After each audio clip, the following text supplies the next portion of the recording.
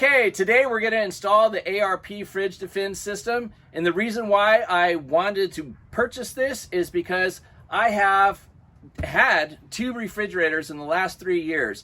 The first refrigerator, something happened, I don't really know what happened, but under warranty I got a new refrigerator, and recently, as you can see in this picture right here, a renter parked on a hill, and the next day, it started out at 33 degrees, the next day it was up to 60. So this is gonna fix it, hopefully. Let's check it out. All right, before we get into this, I'm gonna give it a little disclaimer. I'm enlisting the help of my friend Scott, who's really comfortable doing this. If you do not know what this is, you might wanna enlist one of your neighbor's friends' help or hire a professional. Okay, let's get into it. So first thing we're going to do is check the voltage, find the power source and the ground for the refrigerator. So we're going to put our meter to voltage DC.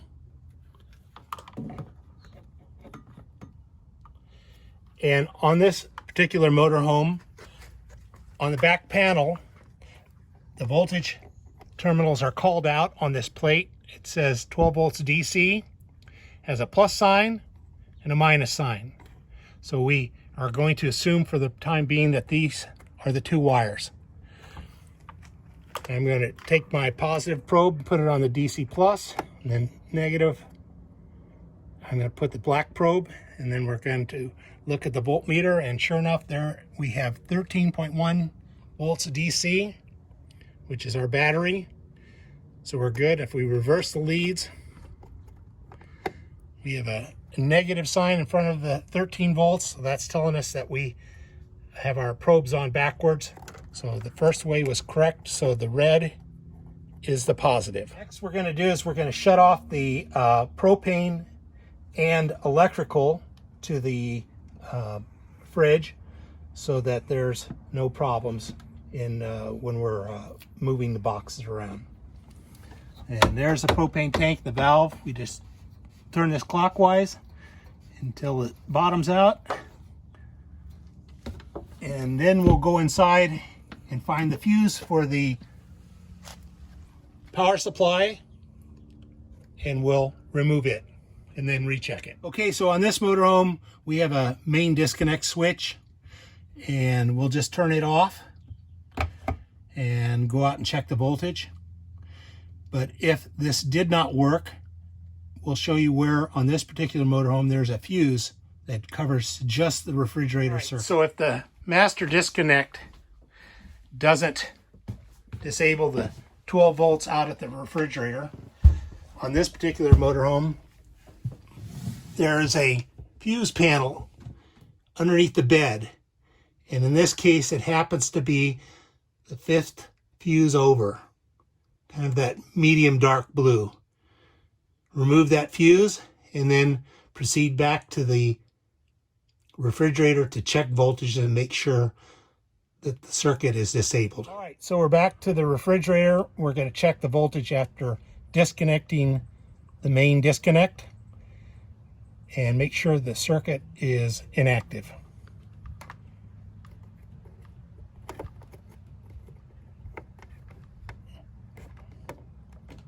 There we go, 0 volts, so we're safe to start work. All right, next step is we're going to install the temperature sending unit on the boiler tube. And the tools you're gonna need for that are just a flathead screwdriver, probably about 6 inches long total length, and a little bit of strength. And we're gonna go up inside here, and there's a tab right here. And it may be folded down a little bit more than this one, but you're just going to sneak the screwdriver in behind the tab, and you're going to bend it out, and then reach up, lift the plate off the tab, lift this tab up and pull it out. That tab fits right in there. And now we're ready to install the sensor. So this is the sensor we're going to install. ultimately on the boiler tube. And this is special wire, and you don't want to cut it. Don't want to cut it for any reason. If it's too long, coil it up. But you never want to cut this. Never want to solder it. Never want to join it together. Just leave it alone. And this is the clip that goes onto the boiler tube that holds the sensor on. The factory recommends that you put a little bit of super glue on here to hold this. It just makes it easier when you go to snap this on, that it's not falling out while you've got your hand up in there. But we're going to try it without any super glue. All right, this is a Dometic model refrigerator, left-hand boiler, and up behind this insulation is where we're going to place the sensor. I'm going to stick my hand in here and pull this insulation away. This insulation has a factory slit already in it, so it makes it easier. I don't have to tear the insulation. Yours, you might have to cut or remove the insulation or tear it with your hand to gain access to this boiler tube. But there's the boiler tube, and that's right there is approximately where we're going to put the sensor. These are the heating elements for the boiler, and the instructions say to go from the top of these to approximately 2 to 5 inches above. So we're going to bend up to be about 5 inches ending up, and 5 inches is the preferred height. So the next step is to take some of this dielectric grease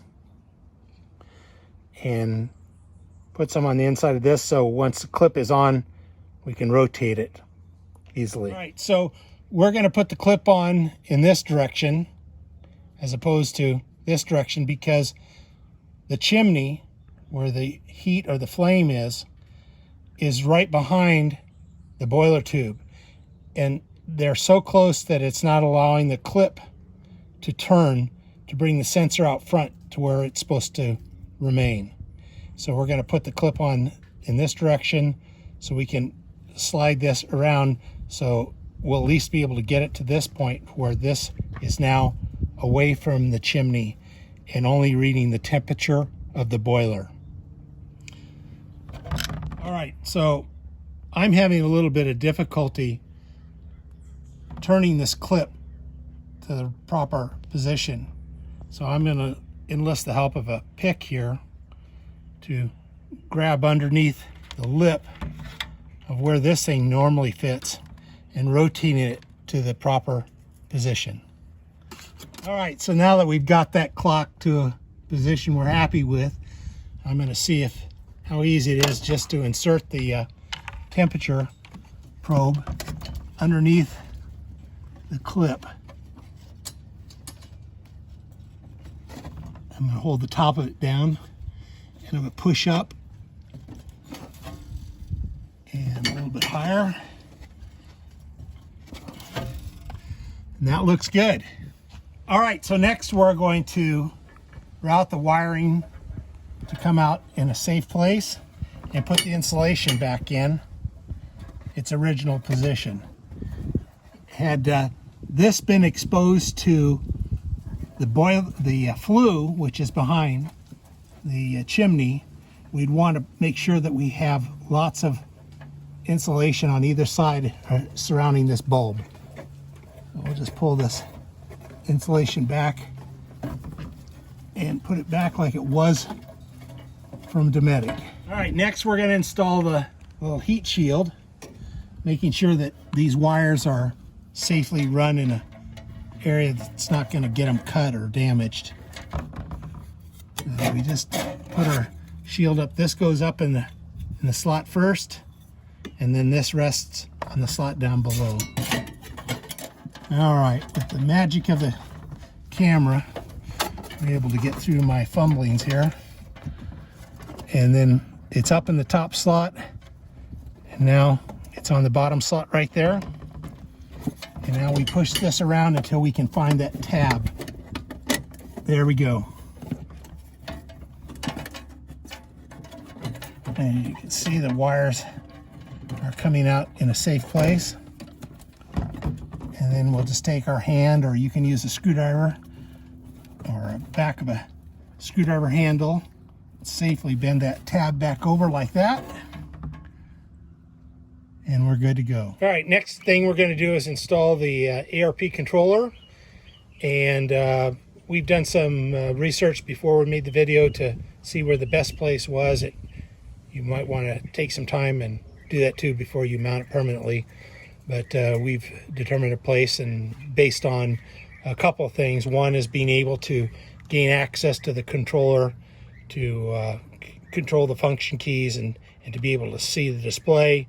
And secondly, to be able to hook up all the wires to their corresponding points without having length issues. So we have determined the best place for this unit is to go here, and that's for this particular Dometic unit. It may vary on a Nordco or another Dometic unit, but this seems to be the best place for this installation. The wires are, this is their power wire. This is the yellow wire is the power coming out of this that feeds the circuit for the refrigerator. This goes to your sensor. This goes to your sensor wire up here in the on the boiler tube. In our case, we have a fan, so this will power the fan. This is your ground. The green is your ground. And this black wire here is the temperature sensor for the fan circuit. So your unit may or may not have these two wires in it. When Mike bought the option, or bought the unit, he ordered the option with the cooling fan, which we'll show later. So anyway, that's going to get mounted there, and as you can see, we took and marked with a red dot the two holes that we're going to be drilling into this cover, which is steel, and then there's a layer of foam, and then ultimately the inside of the refrigerator, which is the plastic, and it's about 3/4 to 1 inch thick. But we certainly aren't going to drill any deeper than the length of the screw that comes with the kit is going to be. So next I'll show you how to drill the holes. All right, so there are several different ways that this probably can be mounted, all of which are probably more than adequate. But we're going to screw this down with the screws that came with the ARP control unit. You can also use double-sided 3M foam tape on the back, or Velcro, self-adhesive Velcro tape. It's certainly up to you. I don't think would be a problem doing it either one of those other two ways. It's just for us, it's a preference of putting it in, and it's permanent or more stable. Anyway, so what we're going to do is we've determined that a 3/32 drill bit is the proper pilot size to drill into this steel panel that has foam behind it.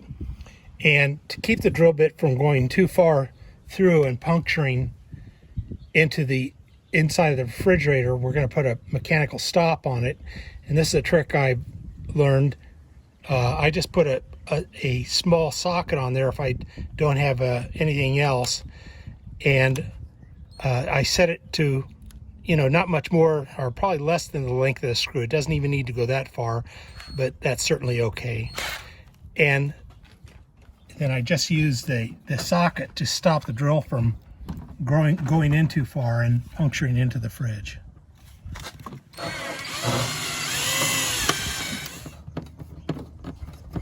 All right, so next, and the first wire we hook up is the ground wire. And like I said, we've pretty much pre-run all this before to see how it fits, but it might be a good idea to make sure that your wires are long enough to run. And we're going to put it on this post right here. This is a ground post. It's metal. And we're just going to put it right to there. So the first thing we're going to do is I think strip back just a little bit more. The kit does not come with these ring terminals, but you can buy insulated ones or non-insulated. It really doesn't matter. And we'll just strip it back for the amount of wire that we need to have bare.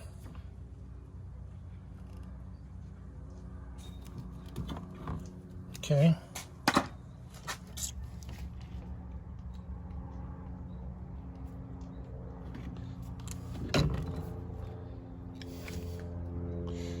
And have a good set of crimpers. These will work, I think, on insulated terminals as well. But anyway, I like the bare ones because you can see when your work's done how well it's set, it's set. And then of course you want to take it and pull it, see if you can remove it. All right. So there we are. And then we're going to use a 7mm deep socket and remove the nut from the stud.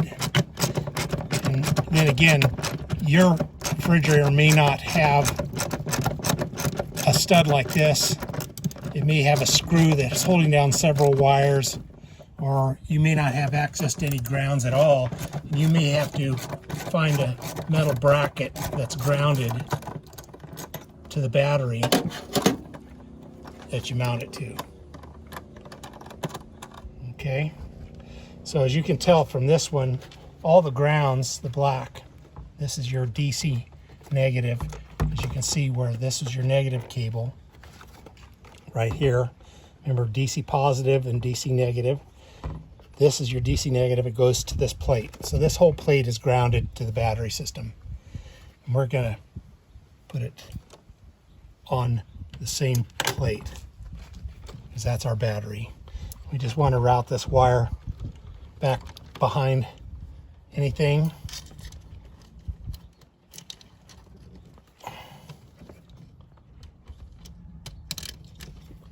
And then make sure we get all the terminals back on.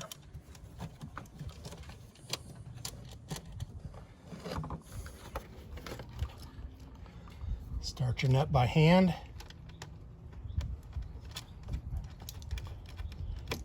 And then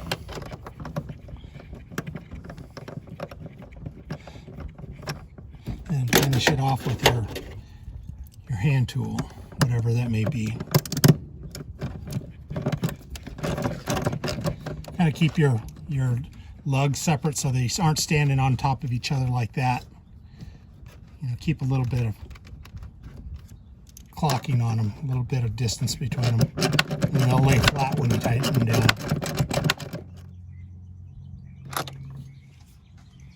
Okay, you don't need to over tighten this nut, just cinch it down enough. It's a pretty small stud, but just enough to where you can't move the wires. All right, next thing we're going to do is we're going to hook up this red wire.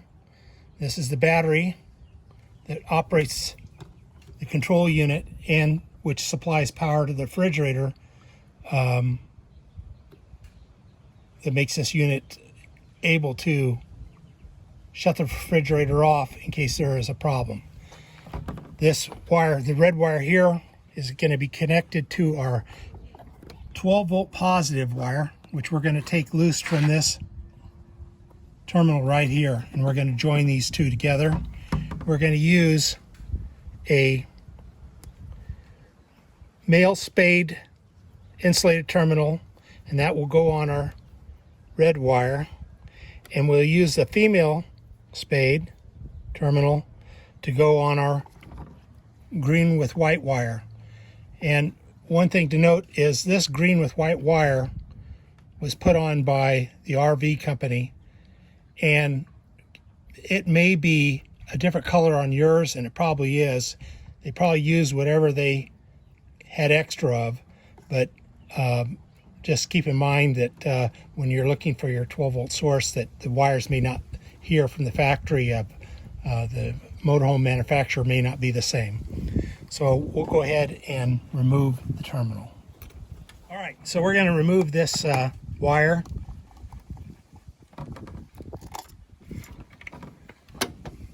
And we're going to leave this wire full length, so if the system ever needs to be put back to its original condition without the ARP control in it, this wire still be long enough to go back into the slot and use.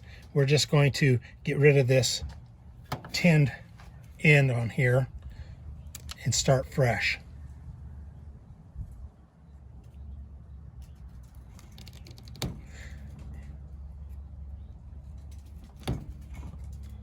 Okay.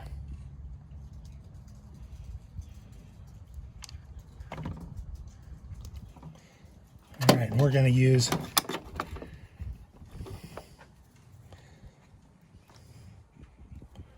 this. This is a 14 gauge wire, so we had to use a different size. This is made for 18 gauge and smaller. This is for around 14 gauge. So this terminal would fit in there.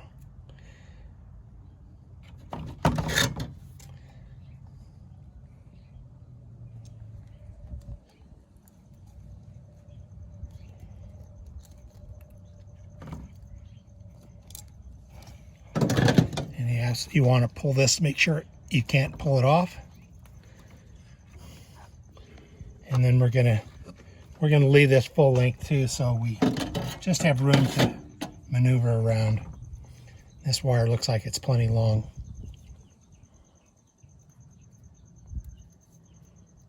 Okay.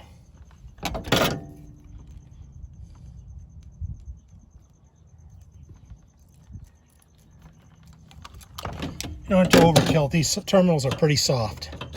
There we go. So we're going to use a piece of heat shrink to cover this whole mechanical connection. But you certainly can use tape if you'd like, or if you want to purchase terminals that have a complete insulated cover over the terminals, so when they're joined together, there's nothing visible, no metal visible. That's great too. It's up to you. All right, so we're going to route this wire back behind again, behind all these other wires, and we're going to run it back here as close to the panel as we can. Bring it out, and before we plug it in, we're going to put some silicone dielectric grease on the connection.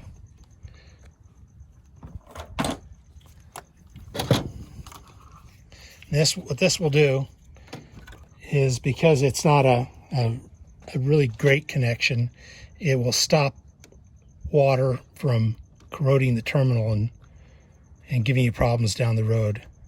And the silicone grease does nothing bad to the connection. It doesn't change the resistance or anything like that. And we just kind of slather it up so it's good and thick. And make sure you put your heat shrink on first.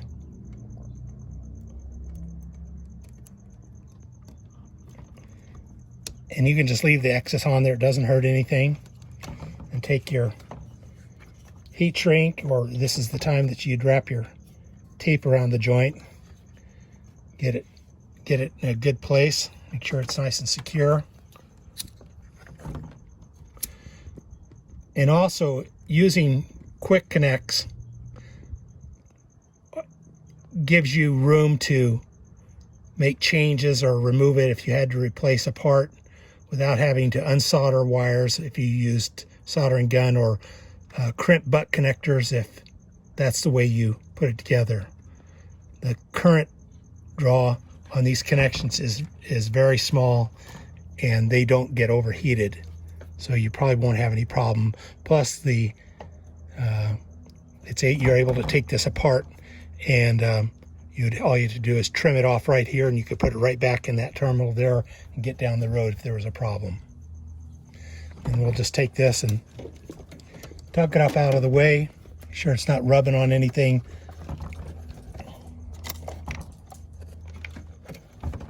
nice and free. And after all this is done, we'll tie wrap these wires up so that they're a little bit more rigid. There you go. Next is our wire that goes to the load of the refrigerator, which is going to go into the top of this terminal from which we removed the battery wire originally. So the controller is now going to feed power to the refrigerator through this wire. What we're going to do in preparation for this, and this is strictly up to you, and you can certainly do it several different ways, is we're going to tin this to show you how to tin a wire.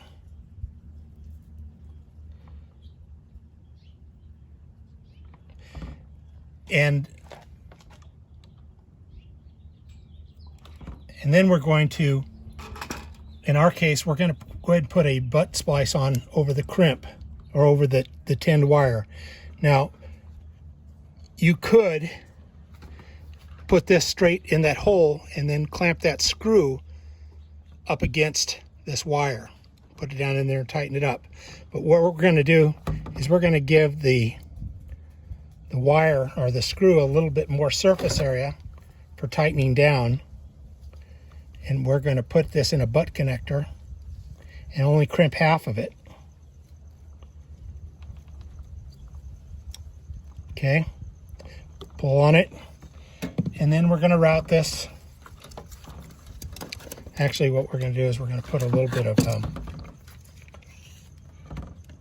dielectric grease on there. Stop the corrosion again.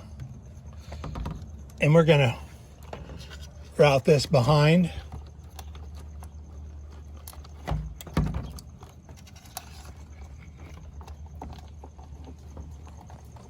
And put it right down into the hole where the screw is.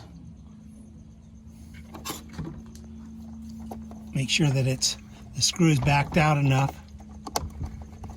to where the wire and or the butt splice goes all the way in.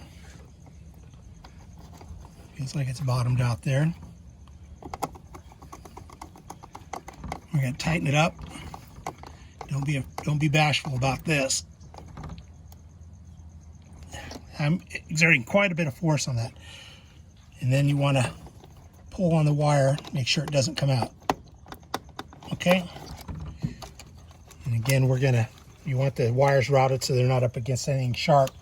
And at the end, we're going to tie wrap all this up nice and neat. All right, we've gone ahead and added a inline fuse holder to the power feed circuit for the ARP, because upon investigation, we found out that the 15 amp fuse inside on the fuse panel was also feeding another appliance, and we couldn't change the fuse to 5 amp because it would have been underrated for the circuit use.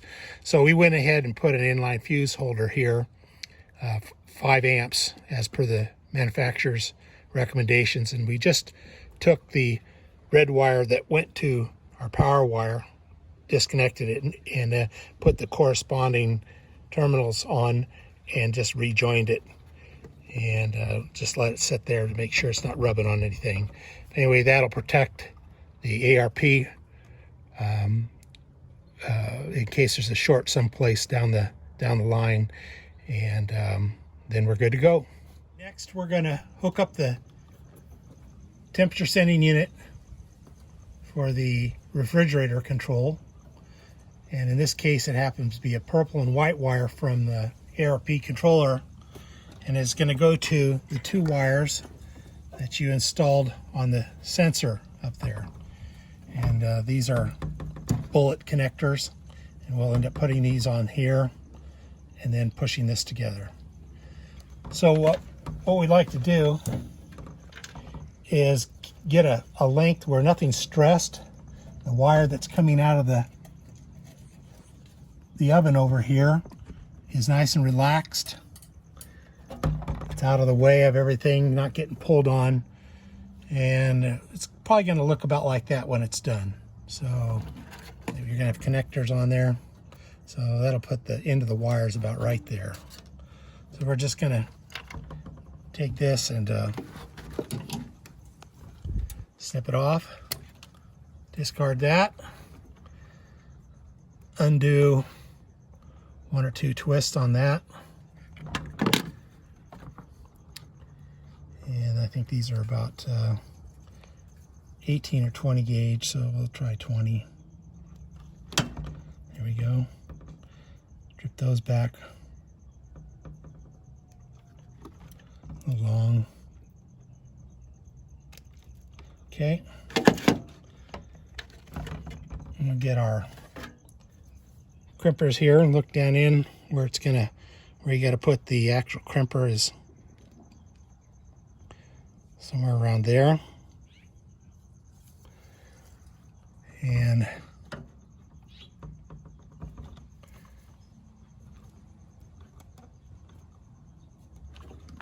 if they're frayed out, just kind of twist them together. It's in all the way. Crimp it about a medium strength. Pull on it and do the other one.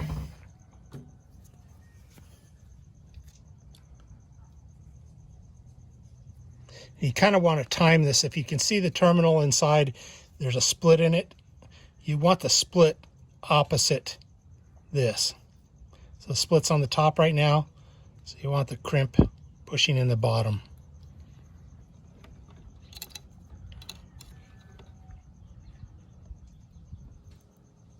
Now they do make special pliers for these insulated terminals that are probably less injurious to the covering. As you can see, it's kind of breached it. But I like these because they put a really good positive crimp on it. And the other ones that they make for these, I don't really trust them. Sometimes you can pull them apart if you don't apply enough pressure. Now, when hooking this up, it doesn't matter which one goes into which. Okay, so you can reverse these, it doesn't matter. So we're going to put a little bit of dielectric grease on these.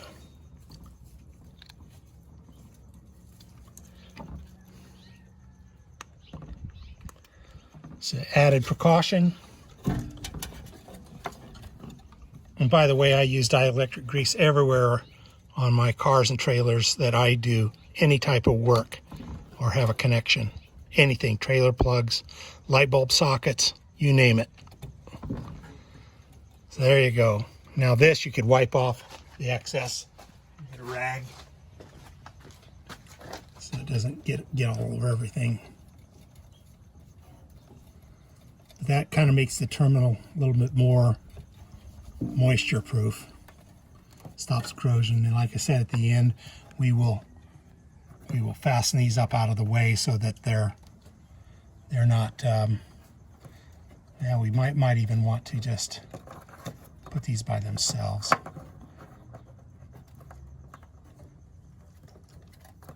Up out of the way like that. Keep them away from these AC wires. Maybe we'll fasten the AC wires up out of the way here, like that. And fasten that to there. And I've checked the temperature of this tube after running the fridge for several hours, and it's not anything that you can't put your hands on.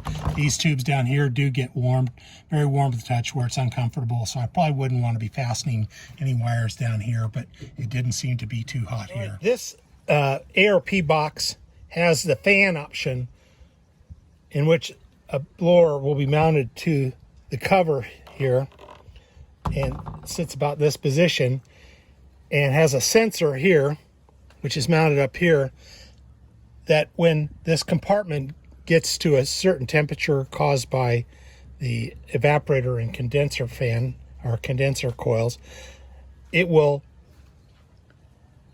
turn on circulating cooler air in and up and out of the chimney here to help the cooling unit be more efficient. Anyway, Mike bought this option and we're going to install it right now. So the first thing we're going to do is we're going to hook up the sensor wire, which hooks to the coil. All right, this sensor wire is is the black wire. It's a pair wire, if you can see. It's 2 wires.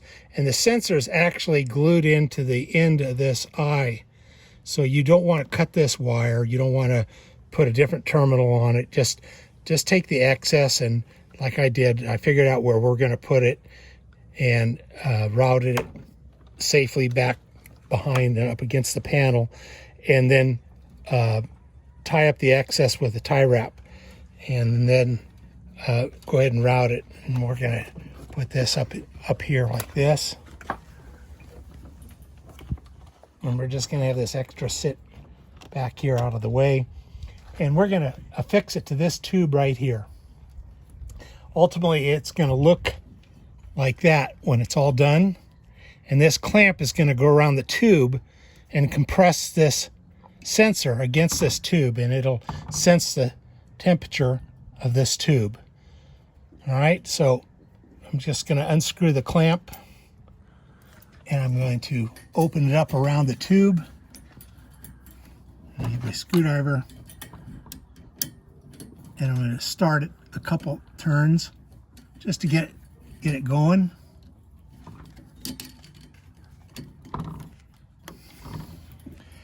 And then I'm going to put the sensor inside the clamp like that.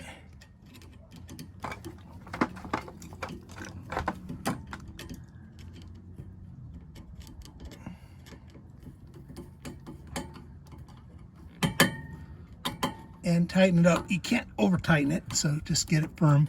And there it is. It's secured to the tube. It's good to go. Just make sure your wires are nice, tucked away, and not rubbing on anything. Have a little loop in the bottom of this so it's relaxed, so you're not pulling on the wires there. So just have it nice and relaxed. The extra wire doesn't hurt anything. Next is we're going to be mounting this cooling fan on the door. It's going to sit about right here. Ultimately, it'll look like it'll be about right there, but we want to have the wires long enough to where if a technician were out in the North 40 repairing this and he were to take this cover off, pull it off like this, not knowing that there's a fan connected to it, he wouldn't tear the wires out of the control unit and or the fan. So we're going to put an extension on it, and we're going to secure the cable to the coach and this end of the cable to the fan, so that these wires aren't stressed and the fan wire is not stressed. So right now I'm just going to put the extensions on here, and this is a pretty hardy cable. The wires don't have to be very big, and I wouldn't recommend going to a gigantic wire because it just stresses the connection a little bit more. So these are pretty close to the same size wires. If you have something that's a little bit bigger, that'd probably be okay, but not too much bigger. And we're going to twist these together, and then we're going to put a piece of heat shrink over it to secure the connection from corrosion and coming loose. If you don't have solder or heat shrink, you can use a butt splice there, and tape if you want, or if you get insulated butt connectors, you don't have to use anything at all. I would recommend putting dielectric grease inside the butt connectors before you make these crimp connections if you're not going to solder, because these connections are close to the outside, and water from rain and washing the vehicle is going to be prone to getting in here, and you just want to kind of keep these connections good and dry, especially if they aren't soldered. So I'm going to go ahead and put this together, and I'll show you after it's done what it looks like.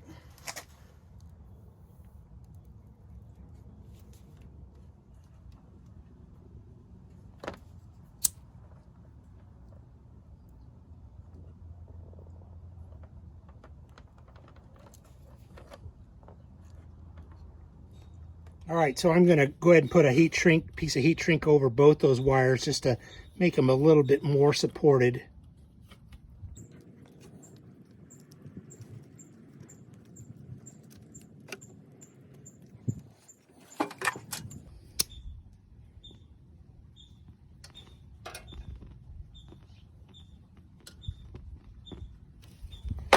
There you go. All right, so here's the fan supplied by ARP, and as you can see, it has an arrow on it there for the airflow direction. This is the intake right here, and that's the outlet. The intake is the fan is going to sit somewhere around here. It's going to draw its air in this cavity around from these open slots. We're going to fasten it with tie wraps to here. And ultimately, when the door is in the up position, this fan is going to sit approximately right there. So we want to make sure that when we mount it, we're not into this. So you have a little bit of gap, maybe 1/4 inch of gap. And then what we did was we just measured from here to here and added a 1/4 inch. And we put a little red line at the top. You can put a piece of tape or whatever you want. And that's where the edge of the fan has to reside in order to clear that comfortably. So it will look like it's going to end up going about right there. You want to make sure that the exhaust of the fan is pointing straight up and that the intake is pointing toward the door. And then the tie wraps will go through here and around these fins, and then there's 2 more slots down here, and they'll go around corresponding fins down here, and we'll cinch this up tight. And I'll go ahead and mount it, and then I'll come back and show you how it looks. So we have the fan mounted. As you can see, we have the exhaust pointing out the top. The intake is back here. We hooked up our wires here. We have this really rigid cable here securely mounted to the fan. You can do it any way you want. We use tie wraps to where if the wires try to be yanked off this thing, it's going to stop right there instead of pulling it out here or there. Or if if you don't tether the cover and they drop it, this will take all the load right there. I mean, it's not taken off, every day of the every day of the year. It's only when there's maintenance issue, but still, it only takes one person that doesn't know this fan's mounted, and he could rip this wiring off. So that's why we went with isolating this. Also, when we tethered this, here, flip it around here, we have an exhaust fan right here. So we want to make sure that when it lays, it's tethered, it falls out of line with the exhaust fan. So what we did was we used Kevlar string here with butt connectors, and we used the screws with some spade connectors, and we crimped the string in there. The string is really tough stuff.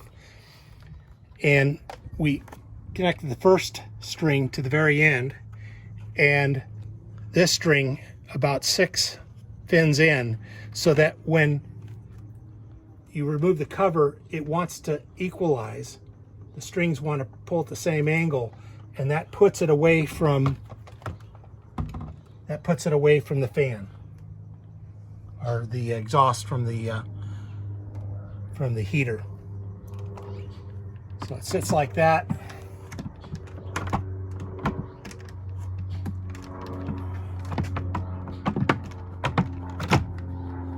And then when you pull it off, you set it down, it floats away. So the other thing you can do is you can put some foam on the back of this thing, or some clear thick tape to protect the paint if you want to. But this is plastic and the paint is pretty resilient. So, and since it's gonna hardly ever be off, you really don't need to, unless you want to. All right, so we're gonna hook up the wires from the fan now that we've got it all mounted and the extension wire on it. And in our case, we've made the yellow the ground and the orange the battery, or actually it's a blue wire, which is the power for the fan. So we made this our positive and that our negative, and this is going to the positive. So I'm going to crimp the terminal, and I'm going to put heat shrink over it to introduce a strain relief so that this wire doesn't break. It's pretty small, pretty fragile.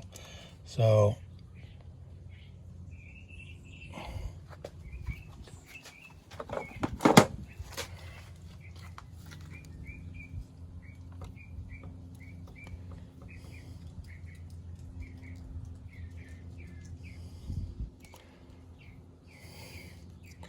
There's our ground terminal.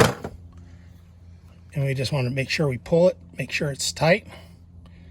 And we've got our heat shrink on. We've got 2 layers of heat shrink. One of them is just to bring the size up to the wire size, and the other one's going to slip over the terminal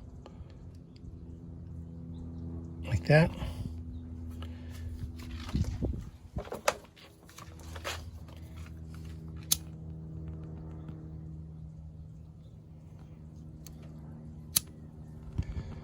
So now what this heat shrink does is it, when it gets hard here, it'll offer some strain relief to keep this wire from flexing and breaking right there at the connection. Okay, where we're going to put the ground is, we've already removed the screw right here, went in this bracket here, and if you look underneath, there's a green and yellow wire right there. That is a ground, and it goes back here. So it's grounding this bracket already, this black tube, and all this is all grounded via that ground wire. So we're just gonna put the ground wire onto here and let the cable over here. So I'll go ahead and install it, then we'll show you later how it looks. All right, so this blue wire here is the fan control wire for this add-on auxiliary fan. We've now hooked it up to what is ultimately our red wire on our fan, and we've twisted the wires together. We have a piece of heat shrink on the line, and we're going to put a drop of solder right there and then slide the heat shrink over. You can use solder, a butt splice, or an insulated butt splice, whatever you like. And if you use solder, you can use tape. It doesn't really matter, just to keep this from touching anything metal is all. So we're going to go ahead and there.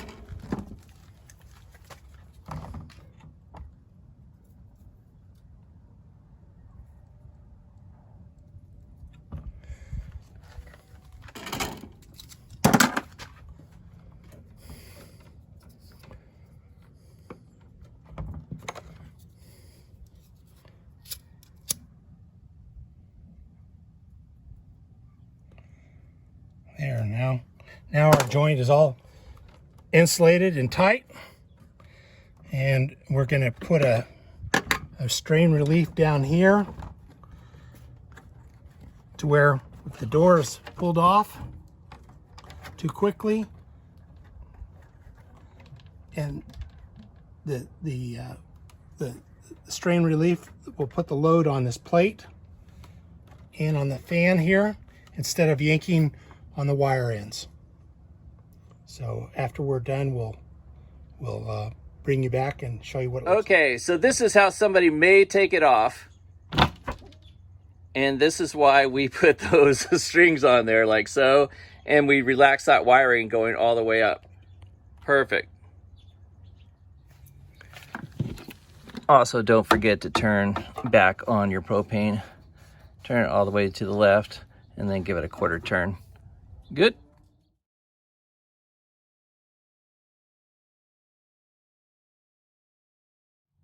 Okay, we're going to turn this on.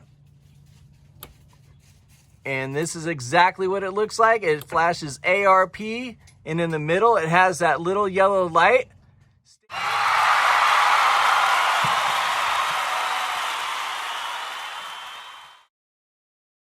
Join our journey. We know you have questions and comments. The Adventure Travelers.